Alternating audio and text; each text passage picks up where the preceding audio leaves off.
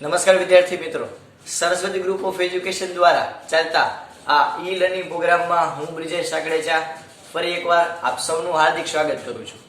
આપણે વિદ્યાર્થી મિત્રો ધોરણ 12 ની અંદર ભૌતિક વિજ્ઞાન એટલે કે ફિઝિક્સ ની અંદર ચેપ્ટર નંબર 8 નો અભ્યાસ કરતા હતા કે જેનું નામ છે ઇલેક્ટ્રોમેગ્નેટિક વેવ્સ એટલે કે વિદ્યુત ચુંબકીય તરંગો. તો આના વિશે આપણે ઘણી બધી નવી બાબત આપણે શીખ્યા હતા. ઓકે, શરૂઆતની આપણે વાત કરીએ તો આપણે કીધું હતું કે પહેલા તો ઇલેક્ટ્રોમેગ્નેટિક વેવ છે એનો આપણે રોજિંદા જીવનમાં અત્યારે કેટલો બધો ઉપયોગ કરીએ છીએ. ઓકે, આ જે ડિજિટલ વર્લ્ડની અંદર ઇલેક્ટ્રોમેગ્નેટિક વેવ એ ખૂબ જ જરૂરી છે. એને આપણે સંશોધનની વાત કરીએ તો સૌથી પહેલા હર્ટ્ઝે પ્રયોગ કર્યો હતો. મેક્સવેલ નામના જે વૈજ્ઞાનિક છે એને આ જે વિદ્યુત ચુંબકીય તરંગ હોય એના વિદ્યુત ક્ષેત્ર અને ચુંબકીય ક્ષેત્ર એ બંને વિશે ઘણું રિસર્ચ કર્યું હતું અને આપણને સ્થાનાંતર પ્રવાહ વિશે જે ખૂટતું પદ હતું એ આપણને એમ્પિયર સર્કિટ લો ની અંદર આપેલું હતું. ઓકે, ત્યારબાદ આપણે એ હિસ્ટ્રી જોઈ કે વૈજ્ઞાનિકો છે એ વચમાં એવું માનવા માંડ્યા હતા કે આ જે શૂન્યાવકાશની જગ્યાએ એક ઈથર નામનું માધ્યમ આવેલું છે, પણ પછી વિદ્યુત ચુંબકીય તરંગો જે છે શૂન્યાવકાશમાં પણ પ્રકાશના ઝડપથી જ ગતિ કરે છે બધા વિદ્યુત ચુંબકીય તરંગો. એટલે આવા ઘણા બધા સાબિતી પછી એ ઈથર નામના માધ્યમને આપણે સ્વીકારવામાં આવ્યું નહીં, એટલે કે એ કન્સેપ્ટને રદ કરી દેવામાં આવ્યું. ત્યારબાદ આપણે વિદ્યુત ચુંબકીય તરંગની અવનવી કેટલીક લાક્ષણિકતા જોઈ. ઓકે, એની અંદર ઘણા સૂત્ર પણ હતા, જેમ કે વેગમાનનું સૂત્ર, તીવ્રતાનું સૂત્ર, વિદ્યુત ચુંબકીય તરંગ હોય તેમાં વિદ્યુત ક્ષેત્રનું સૂત્ર અને ચુંબકીય ક્ષેત્રનું સૂત્ર. એમાં કયું પદ શું દર્શાવે છે આપણે એ બધું ડિટેલમાં જોયું હતું. અને લાસ્ટ લેક્ચરની અંદર આપણે મસ્ત મજાનું એક્ઝામ્પલ કર્યો. ક્લિયર? એક્ઝામ્પલ નંબર 8.1 એટલે કે આપણે ઉદાહરણ જોયું હતું 8.1. ટોટલ આ ચેપ્ટરની અંદર 5 ઉદાહરણ જ છે, બરોબર? અને બધા અત્યાર સુધીના બધા ટૂંકમાં આપણે કહેવાય થિયરી ચાલી ગઈ બધામાં આવી જશે.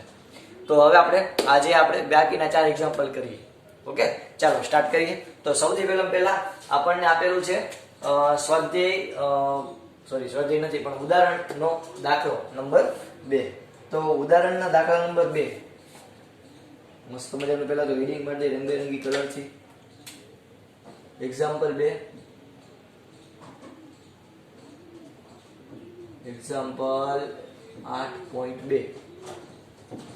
ઓકે, આપણને શું કીધેલું છે વિદ્યાર્થી મિત્રો, તમે આ સ્ક્રીન ઉપર જોઈ શકશો કે એક 25 મેગાહર્ટ્ઝ આવૃત્તિ ધરાવતું સમતલ વિદ્યુત ચુંબકીય તરંગ મુક્ત અવકાશમાં x અક્ષની દિશામાં એટલે કે x દિશામાં ગતિ કરે છે.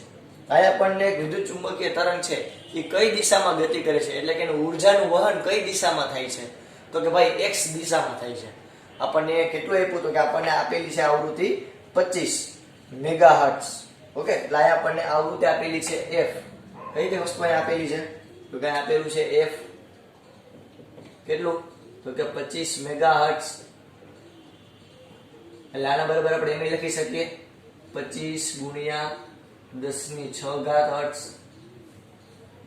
ઓકે, ચાલો પછી આપણને કીધેલું છે કે ચોક્કસ સમયે અને અવકાશના એક ચોક્કસ બિંદુ આગળ એટલે કોઈ પર્ટિક્યુલર બિંદુ પાસે આપણને વિદ્યુત ક્ષેત્રનું મૂલ્ય કેટલું મળ્યું તો કે વિદ્યુત ક્ષેત્રનું મૂલ્ય મળેલું છે 6.3 જે કેરેટ વોલ્ટેજ પ્રતિ મીટર. એટલે કે વિદ્યુત ક્ષેત્ર કોઈ એક બિંદુ પર્ટિક્યુલર કોઈ એક બિંદુએ આપણને વિદ્યુત ક્ષેત્ર આપેલું છે.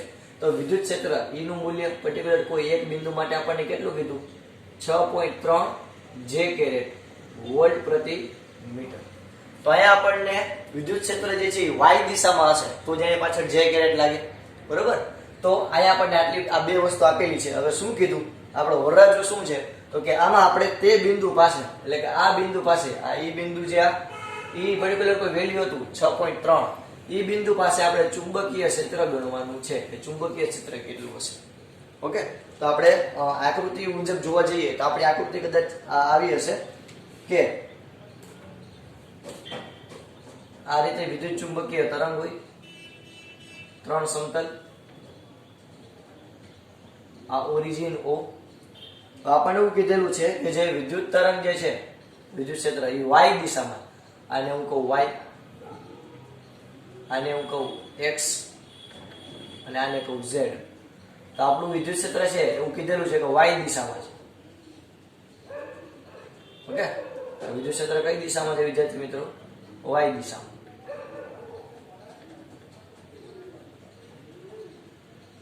એમાં કોઈ એક સમયે કોઈ પર્ટિક્યુલર બિંદુએ, ફોર એક્ઝામ્પલ આપણે લઈએ આ બિંદુએ, તો આ બિંદુએ આપણને વિદ્યુત ક્ષેત્ર આપેલું છે E 6.3 જે કેરેટ વોલ્ટ પ્રતિ મીટર. આપણને કીધેલું છે કે ચુંબકીય ક્ષેત્ર ઓબ્વિયસ વાત છે કે ઉત્પન્ન થાય જ, કારણ કે વિદ્યુત ક્ષેત્ર જે છે એ ચુંબકીય ક્ષેત્ર ઉત્પન્ન કરશે. તો આનું કંઈક ચુંબકીય ક્ષેત્ર આવી રીતે હશે.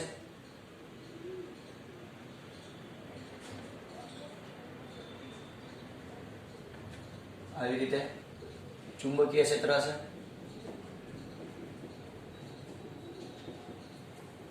ઓકે, આવી રીતે ચુંબકીય ક્ષેત્ર હશે. તો આ બિંદુ પાસે આપણને વિદ્યુત ક્ષેત્ર આપ્યું છે, તો બરોબર તે જ બિંદુ પાસે આપણે શું શોધવાનું છે? ચુંબકીય ક્ષેત્ર કેટલું હશે એ આપણે કહેવાનું છે. ઓકે, કેટલી આવૃત્તિથી આ ગતિ કરે છે? તો કે 25 મેગાહર્ટ્ઝ ની આવૃત્તિથી ગતિ કરે છે. તો અહીંયા આપણે શું શોધવાનું કીધું? તો કે અહીંયા આપણને ચુંબકીય ક્ષેત્ર શોધવાનું કીધું. તો આપણે લાક્ષણિકતા વાળું જે સૂત્ર હતું તમે યાદ કરો, તેમાં આપણે ભણ્યા હતા. ઓકે, આપણે અલગ અલગ કેટલા પણ બધા સૂત્ર ભણી ગયા હતા. લાક્ષણિકતાના જે આપણે ભણ્યા ટોપિક, વિદ્યુત ચુંબકીય તરંગોની લાક્ષણિકતા, આ લાક્ષણિકતા વાળો ટોપિક હતો. એમાં આપણે જો એક સૂત્ર આ ભણી ગયા હતા. કયું? તો કે E બરાબર BC. ઓકે, E બરાબર BC. અરે ના એલાવ આમનું આવે, BC ગુણાકારમાં આવે, E બરાબર BC. યાદ છે? ચાલો, ત્યારબાદ આપણે બીજું સૂત્ર જોયું હતું PUC. P બરાબર UC. યાદ છે? મેં યાદ રખાયું હતું PUC, એમ યાદ રાખવાનું. P બરાબર UC, જ્યાં U એટલે ઉર્જા, C એટલે તો કે પ્રકાશની ઝડપ, અને P એટલે વેગમાન. ત્રીજું સૂત્ર આપણે જોયું હતું તીવ્રતા. તીવ્રતા I ઇઝ ઇક્વલ ટુ ઉર્જા એના છેદમાં ક્ષેત્રફળ એને ગુણ્યા સમય. ઓકે, તો આપણે આ ત્રણ મેઇન સૂત્ર જોયા હતા. તો આના ઉપરથી આપણે આમાં આસાની રીતે સોલ્વ આઉટ કરી શકીએ. શું કામ? કારણ કે આપણને આ બિંદુ પાસે ચુંબકીય ક્ષેત્ર શોધવાનું કીધું, એટલે આપણે લખી શકીએ કે E બરાબર 6.3 જે કેરેટ વોલ્ટ પ્રતિ મીટર બિંદુ પાસે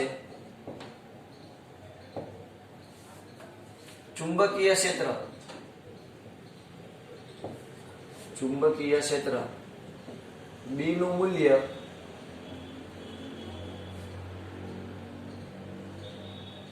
B બરાબર, આમાં હું B ને સૂત્રનો કરતા બનાવું આ પહેલા સૂત્રમાં, તો શું થશે? E by C. લ્યો સિમ્પલ. ચાલો કિંમત મૂકી. B બરાબર E એટલે કેટલો આપ્યો આપણને? 6.3. C એટલે તો કે વેગ. કેનો? તો કે પ્રકાશનો. નહીં મારો કે નહીં તમારો, પ્રકાશનો વેગ. કેટલો હશે? તો કે 3 ગુણ્યા 10⁸. ઓકે, આની કિંમત છે વોલ્ટ પ્રતિ મીટર, આની કિંમત છે મીટર પ્રતિ સેકન્ડ. તો આના ઉપરથી ચુંબકીય ક્ષેત્ર કેટલું આવશે? ગણતરી કરો જોઈએ ફટાફટ. આના ઉપરથી ચુંબકીય ક્ષેત્ર કેટલું આવે છે?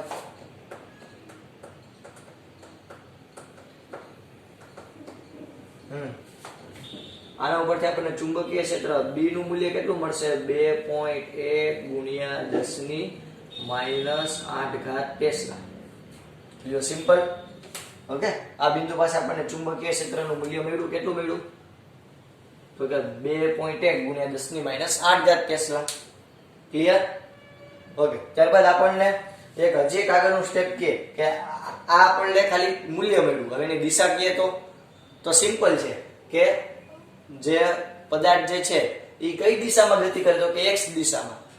ઓકે, વિદ્યુત ક્ષેત્ર કઈ દિશામાં છે? તો કે y દિશામાં. તો ચુંબકીય ક્ષેત્ર કઈ દિશામાં હોય? z દિશામાં. સિમ્પલ વાત.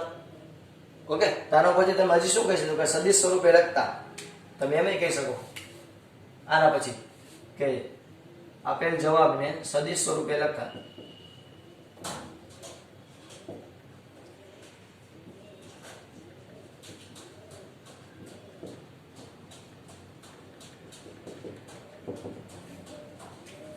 શું જવાબ મળશે?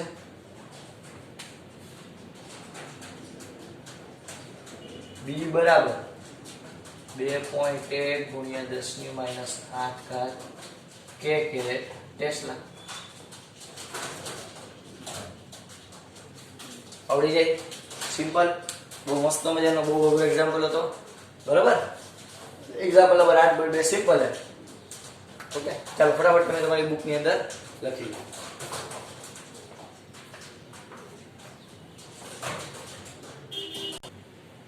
ચાલો તો હવે આપણને કીધેલું છે ત્યાર પછીનું એક્ઝામ્પલ નંબર 8.3 ચાલો એની અંદર આપણને શું કીધેલું છે તો કે સ્ક્રીન ઉપર તમે જોઈ શકશો કે એક સમતલમાં વિદ્યુતચુંબકીય તરંગમાં ચુંબકીય ક્ષેત્રનું મૂલ્ય આપ્યું છે y દિશાની અંદર કેટલું આપ્યું છે તો કે by બરાબર કેટલું આપણને આપ્યું છે તો કે 2 × 10⁻⁷ sin કૌંસમાં 0.5 ×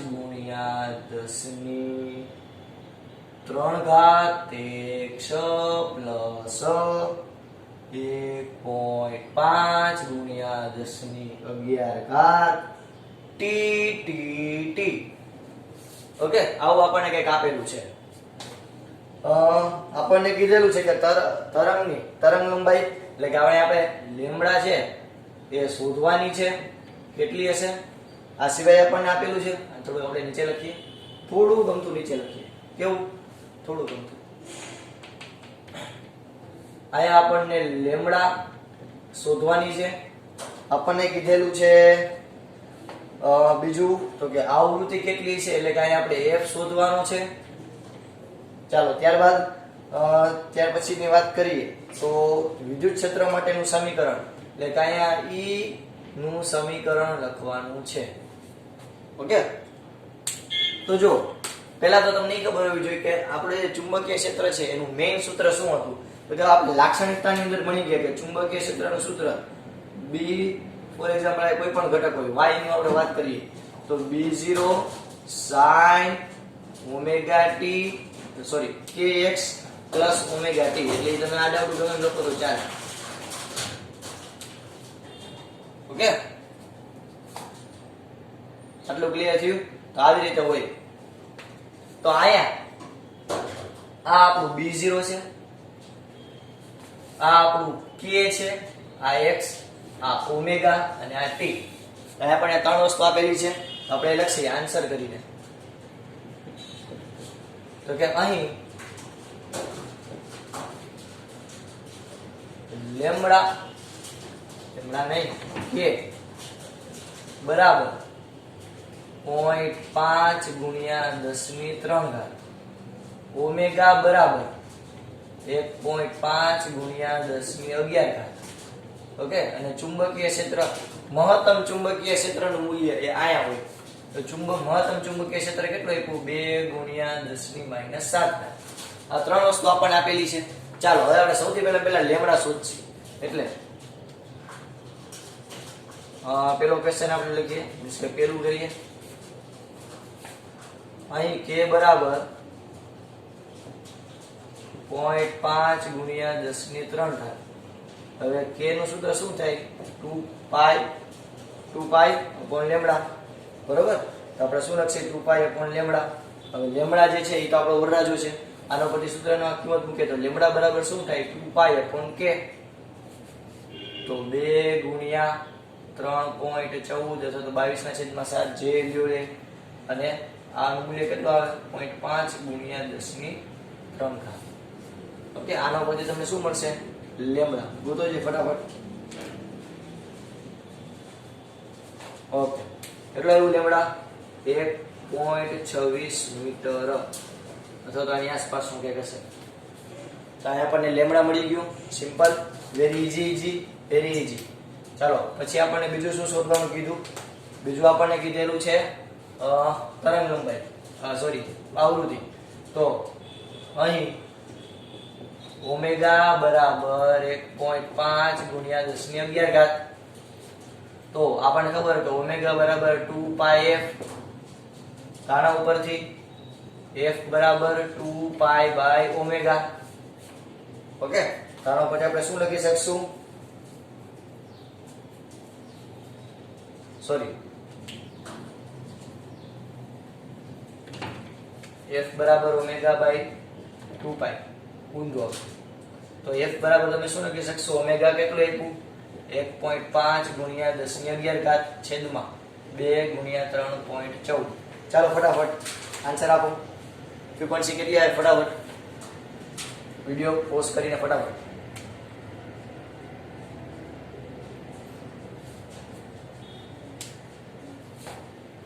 જવાબ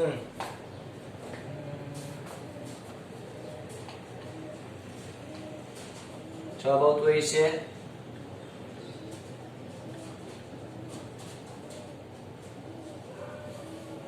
23.9 ગીગાહર્ટ્ઝ. ઓકે, ચાલો ત્યારબાદ ત્રીજું આપણને કીધેલું છે કે B0 આપણને આપ્યું છે.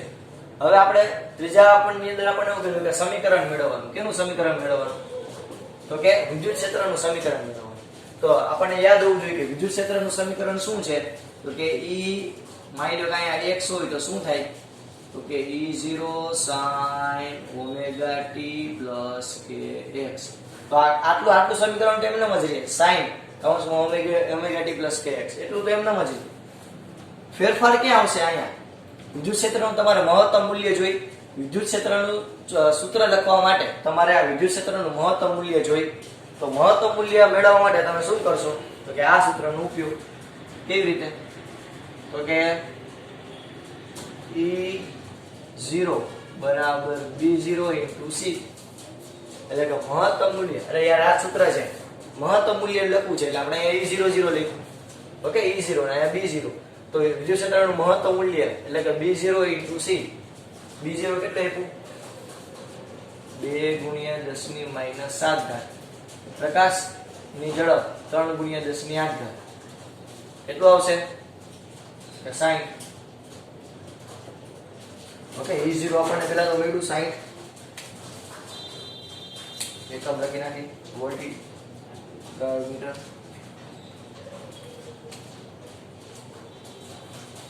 ઓકે, ચાલો વિદ્યુત ક્ષેત્રનું મૂલ્ય મળી ગયું. હવે આપણે એનું સમીકરણ આસાનીથી લખી શકીએ. કેવી રીતે?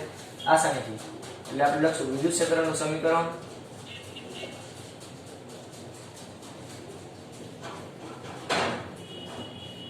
કેવી રીતે આવશે? તો કે E ચુંબકીય ક્ષેત્ર y દિશામાં છે તો E બરાબર E0 કૌંસમાં sin કૌંસમાં kx plus omega t. આપણું ઇક્વેશન અહીંયા આવું આપેલું, આવું કંઈક આપેલું છે. કારણ આપણે કિંમત મૂકી વિદ્યુત ક્ષેત્ર E બરાબર sin કૌંસમાં k એટલે તો કે 0.5 × 10⁻³ x પ્લસ ઓમેગા કેટલા આપ્યા? તો કે 1.5 × 10⁻11 t. ઓકે, તો આવું કંઈક આપણું ઇક્વેશન થશે વોલ્ટ પ્રતિ મીટર. એટલું ક્લિયર થયું? તો અહીંયા તમે ધ્યાનથી અવલોકન કરો, દિશા કઈ આવશે? તો કે તમે ધ્યાનથી અવલોકન કરો તો જો આ ચુંબકીય ક્ષેત્રની દિશા y છે, પ્રસરણની દિશા x છે. તો વિદ્યુત ક્ષેત્ર ક્યાં આવવું જોઈએ? વિદ્યુત ક્ષેત્ર ક્યાં આવવું જોઈએ? વેરી ગુડ, z દિશામાં. એટલે આપણે અહીંયા શું લખીએ? હળવેકથી Ez. અરે યાર સિમ્પલ વાત છે, ખબર પડી કે નહીં? કે આવી રીતે કોઈ હું ચુંબકીય ક્ષેત્ર દોરું, આ ચુંબકીય ક્ષેત્રની અંદર આપણને ચુંબકીય ક્ષેત્ર કઈ દિશામાં આપ્યું? તો કે y દિશામાં. આમ આપણને ચુંબકીય ક્ષેત્ર આપ્યું છે, પ્રસરણની દિશા x જ છે. તો વિદ્યુત ક્ષેત્ર કઈ દિશામાં હોય? z દિશામાં હોય. તો એકબીજાને લંબ રહી શકે એટલે z દિશા. બરાબર? તો આ થયું આપણું ફાઇનલ ઇક્વેશન, એટલે કે ત્રીજા ક્વેશ્ચનનો આન્સર. વેરી ગુડ, સાવ ચંપા જેવા જ છે બધાય. બરાબર, સાવ ઈઝી દાખલા છે. તો આ 3 ક્વેશ્ચન પૂછે એટલે આપણે આવી રીતે લખવાનું રહે. ચાલો ફટાફટ તમે તમારી બુકની અંદર લખી લ્યો રંગબેરંગી પેનથી.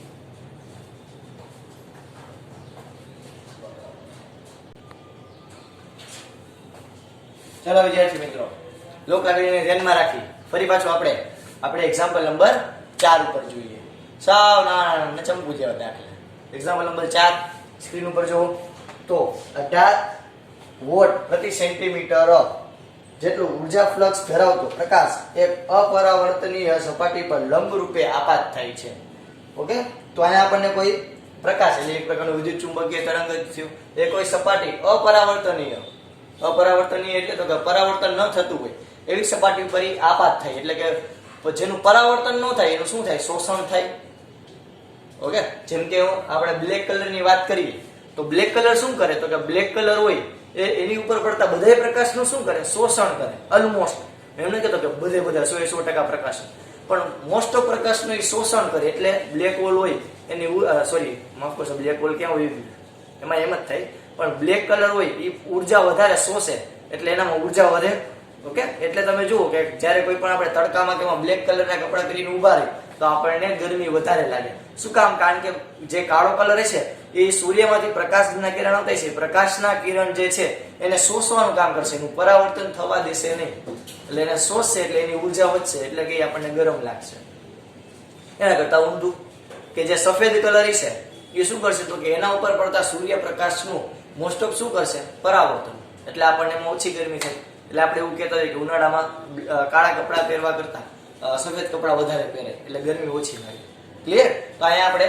થોડો એ પ્રમાણે આપણે જોઈએ તો આપણે એવું કીધેલું છે કે 18 વોટ પ્રતિ સેન્ટીમીટર નું ઉર્જા ફ્લક્સ ધરાવતો પ્રકાશ એક અપરાવર્તનીય સપાટી ઉપર લંબ રૂપે આપાત થાય છે ઓકે એટલે અહીંયા આપણને અલ્ટિમેટલી ઉર્જા ફ્લક્સ આપેલું છે શું આપેલું છે વિદ્યાર્થી મિત્રો ઉર્જા ફ્લક્સ તમે એને તમારે આપણે એને શું કહી શકીએ કે આપણે એને તીવ્રતા પણ કહી શકાય પણ તીવ્રતા જે છે એમાં એક સમય પણ ધ્યાનમાં આવશે કે જેમાં કીધેલું નથી એટલે આપણે એને ઉર્જા ફ્લક્સ કહીએ તો ઉર્જા ફ્લક્સ આપણને આપેલું છે જે પ્રકાશ એક અપરાવર્તનીય સપાટી ઉપર આપાત થાય એટલે કે એના ઉપર પરાવર્તન નહીં થાય તો એ પ્રકાશનું શું કરશે શોષણ તો શોષણ કરશે તેનું વેગમાન વધશે તો અહીં સૂત્ર કયું આવશે PUC યાદ છે આપણે ભણ્યા લાક્ષણિકતામાં કે જ્યારે કોઈ પદાર્થ હોય એના ઉપર પડતા તરંગનું એના ઉપર પડતા વિદ્યુત ચુંબકીય તરંગની ઉર્જાનું શોષણ કરે તો એનું વેગમાન કેટલું વધે P = U/c એ સૂત્ર અહીં કંઈક આવશે જોઈએ આપણે આપણને કીધેલું છે કે જો આ સપાટીનું ક્ષેત્રફળ 20 સેન્ટીમીટર સ્ક્વેર હોય એટલે અહીંયા આપણને ક્ષેત્રફળ આપી દીધેલું છે તો આપણને કીધું કે તો 30 મિનિટના સમયગાળામાં સપાટી ઉપર લાગતું સરેરાશ બળ તો કે 30 મિનિટ સુધી હું સતત પ્રકાશ પાડું એટલે કે સતત પ્રકાશ આવતો હોય તો એ 30 મિનિટ સુધી સતત પ્રકાશનું શોષણ કરશે તો શોષણ કરશે તેનું વેગમાન વધશે તો વેગમાન ઉપરથી તમે બળ લઈ શકો ઓકે F = P/T આપણને ખબર છે ન્યૂટનની ગતિનો બીજો નિયમ શું તો કે F = P/T એના ઉપરથી આપણે એના ઉપર લાગતું સપાટી ઉપર લાગતું બળ પણ તમે શોધી શકો પહેલા સિક્વન્સ ક્લિયર થી આપણે કેવી કરવાનું છે ચાલો સ્ટાર્ટ કરીએ તો અહીંયા આપણને સૌથી પહેલા કીધેલું છે કે સપાટી ઉપર આપાત કુલ ઉર્જા સપાટી પર આપાત કુલ ઉર્જા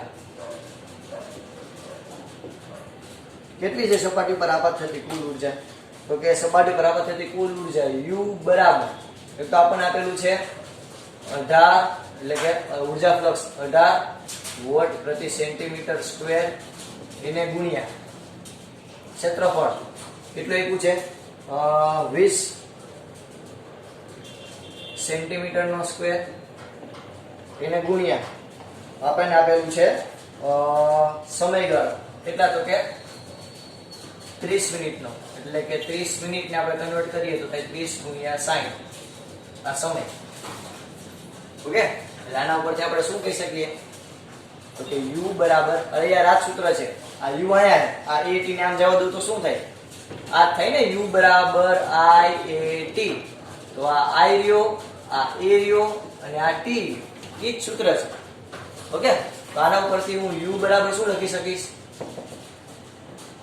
કેટલું આવશે U બરાબર તો કે 18 × 20 × 180 જોવું જોઈએ ફટાફટ 6.48 × 10⁵ જૂલ એવું કંઈક આવશે તો આવું કંઈક આવે છે કંઈક આ U છે વોલ્ટેજ નથી V વળી ઘણા કે સાહેબ આમાં વોલ્ટેજ ક્યાંથી ચોખ્ખું U કરી નાખું બરોબર આટલું પેલા ક્લિયર થયું અહીંયા આપણને સપાટી ઉપરની ઉર્જા મળી ગઈ કે આટલી ઉર્જા આપાત થતી એટલે કે આટલી ઉર્જા પડતી છે સપાટી પર આટલી ઉર્જા કોઈ પર્ટિક્યુલર બિંદુ પાસે પડતી છે બરાબર આના ઉપરથી તો વેગમાન શોધવાનું છે તો આપણે લખીશું કે તેથી પ્રકાશ ના તરંગની ઊર્જા ના સંપૂર્ણ શોષણ થી સપાટીને મળતું વેગમાન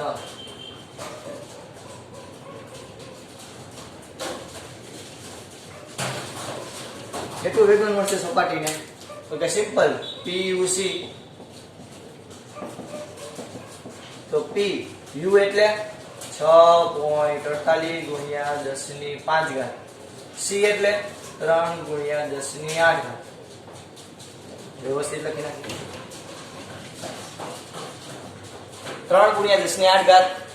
ચાલો તો ફરી પાછું આમાં આપણે એપ્લાય કરીએ તો P બરાબર તમે ફટાફટ ગણતરી કરો જોઈએ કેટલું આવે છે. ગણતરી મુજબ આઈ થિંક આવતું હશે કે 2.16 ગુણ્યા 10 ની -3 ઘાત કિલોગ્રામ મીટર પ્રતિ સેકન્ડ જે વેગમાનનો એકમ છે. તો અહીંયા પેલા આટલું ક્લિયર થયું બધાયને. તો અહીંયા છે વેગમાન આપણને મળી ગયું છે ઢેંટણાન. એટલે ઢેંટણાન કરતા આપણને કીધું હતું કે ઊર્જા પછી વેગમાન. હવે શું શોધશી તો કે આપણે સપાટી ઉપર લાગતું બળ શોધવાનું છે. તો સપાટી પર લાગતું બળ તમને કેમ મળશે તો કે સપાટી ઉપર બળ F બરાબર P/T સિમ્પલ. તો આના ઉપરથી આપણે શું કહી શકીએ કે અહીંયા આપણે લખશું કે સપાટી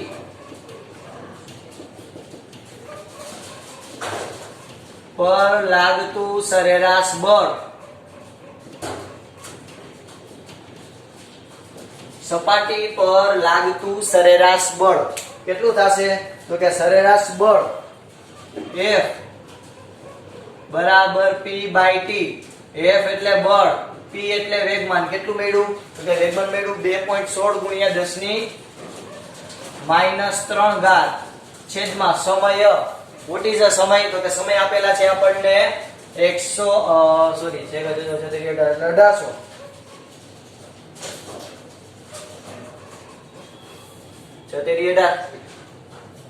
તો આના ઉપરથી આપણે બળ F કેટલું મળે છે જોવું જોઈએ ગણતરી કરીને.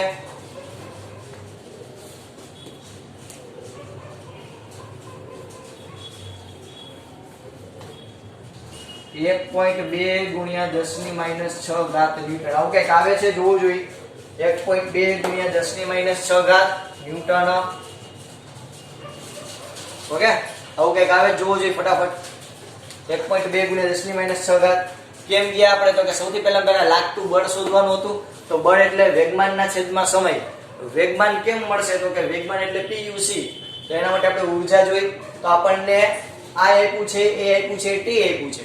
તો એના ઉપરથી આપણે U મેળવી શકીએ તો કે હા તો કે U ને સૂત્રનો કરતા બનાવો તો AT ગુણાકારમાં જાય. તો U બરાબર IAT. આના ઉપરથી તું જે યાદ कर लिया है आयात की तरह. ओहो आयात की तरह तुझे याद कर लिया. આ એ ઊર્જા છે. આના ઉપરથી PUC અને આના ઉપરથી F બરાબર P/T. આટલું ક્લિયર થયું. હજી એક વસ્તુ યાદ રાખજો વિદ્યાર્થી મિત્રો કે આ આપણે સપાટી હોય, સપાટી ઉપર સંપૂર્ણ એના ઉપર કોઈ પ્રકાશ પડ્યું અને સપાટી ઉપર એ બધી ઊર્જા શોષે એના માટેનું વેગમાન આ છે. હવે જો સપાટી સંપૂર્ણ પરાવર્તક હોય, સંપૂર્ણ પરાવર્તક એટલે તો તમે કીધું સફેદ કલર ફોર એક્ઝામ્પલ કે એના ઉપર પડતા બધા પ્રકાશનું શું કરશે પરાવર્તન એટલે કે પોતે બને એટલી ઓછી ઊર્જા શોધશે. તો ત્યારે સપાટી સંપૂર્ણ પરાવર્તક હોય તો સપાટીને મળતું વેગમાન હોય કેટલું થાય તો કે જો અહીં લખી નાખો. જો સપાટી સંપૂર્ણ પરાવર્તક હોય, ઓકે દાખલાનો આ ભાગ નથી, તો સપાટીને મળતું વેગમાન